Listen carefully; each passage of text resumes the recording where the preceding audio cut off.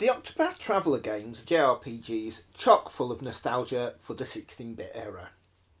They're also far more than just that.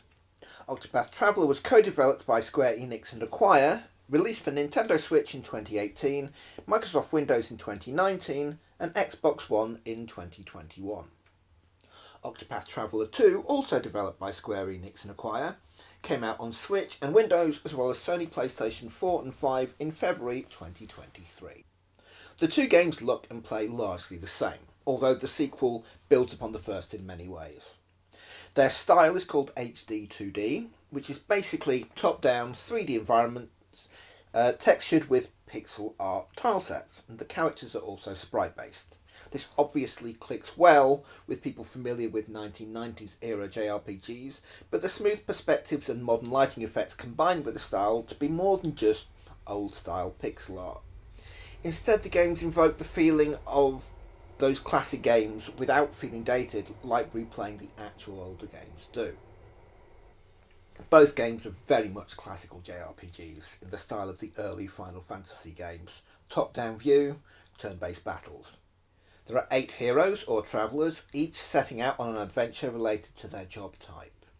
You choose your starting character and then can go recruit the rest in any order you choose, although the map does show the suggested level for each part of each character's story. In the first game, there's Ophelia, the cleric, Cyrus, the scholar and magic user, Tressa, the merchant, Alberic, the warrior, Primrose, the dancer, Alfin, the apothecary, a healer, Therion, the thief, and Harnet, the hunter. On the second, we have Oswald, the scholar, Casti, the apothecary, Throne, the thief, Ochette, the hunter, Particio, the merchant, Agnia, the dancer, Temenos, the cleric, and Hikari, the warrior. And yes, in both games the protagonist's initials spell out Octopath. What I like is that although there are the same 8 basic jobs in both games, the characters and their individual stories aren't just clones of each other. Each job has 1 or 2 weapons associated with it, as well as several skills that are unlocked as you gain job points in battle. Also, each job is associated with a patron deity. In the first game, finding and visiting their shrine makes that job available as a secondary job for other characters. The same secondary job can only be equipped by 1 single character at a time.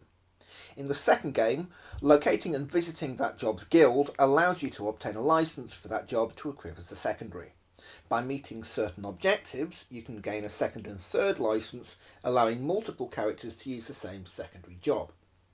By visiting each god's altar, you unlock one of that character's higher skills, the other being unlocked upon completing their story. Each game also has 4 hidden advanced jobs, each of which can only be equipped by 1 character at a time, adding to the possible permutations of your party makeup. Your starting character is a fixed party member until you complete their story. Once this is done, you can then swap them in or out like any other member. This is done by stopping at a tavern. Each character also has a path action available to them, such as being able to obtain items from NPCs, challenge them to battle, invite them to follow you around, or gain information from them. Although there are 2 of each type in the first game, the mechanics and cost varies between characters.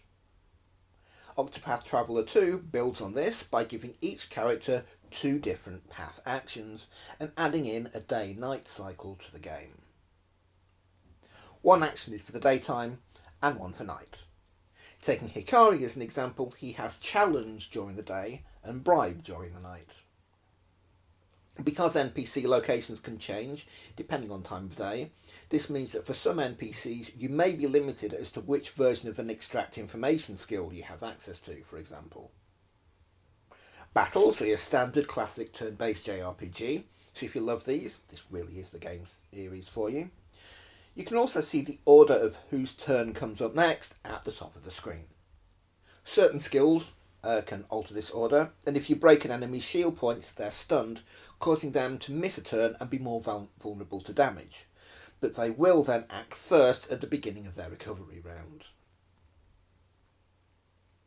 If there's one criticism that the first game got a lot, it's that the stories and characters felt somewhat disconnected. Sure, there are occasional bits of banter between characters when you stop at a tavern, but you never really see anyone affect anyone else's story. Octopath Traveler II begins to fix this. Firstly, in battle, a healed character won't just offer thanks, they'll name check the character who healed them. Small touch, but it really makes them feel more as an actual team. You'll also now have crossed path story chapters involving a pair of characters. So although the characters still don't really interact in each other's individual stories, reaching certain points in both characters' stories then unlocks a cross path story for each pair. And there are 2 chapters for each of these. This also addresses the other main criticism the first game got. Completing all 8 stories leaves you able to roam the world to discover endgame content for a larger underlying threat, which was sort of hinted of in the main story and some NPC side quests, but not really seeded very well. The interconnecting threads are better laid out in the second game, and the cross-path stories begin to pull these threads together more. The map also has a much clearer indicator for where the true endgame content begins, and this triggers a lovely full party campsite setup scene where you actually get to see all 8 travellers interacting together. Both games are worth playing, especially if you're nostalgic for either pixel art or turn-based JRPGs. But they're more than just a nostalgia fest. Each game really is its own experience, rather than just imitating games of the past, and the second game really builds on what the first started. So yeah, I would definitely recommend these games. They're fun, and they just seem to hit all the right buttons.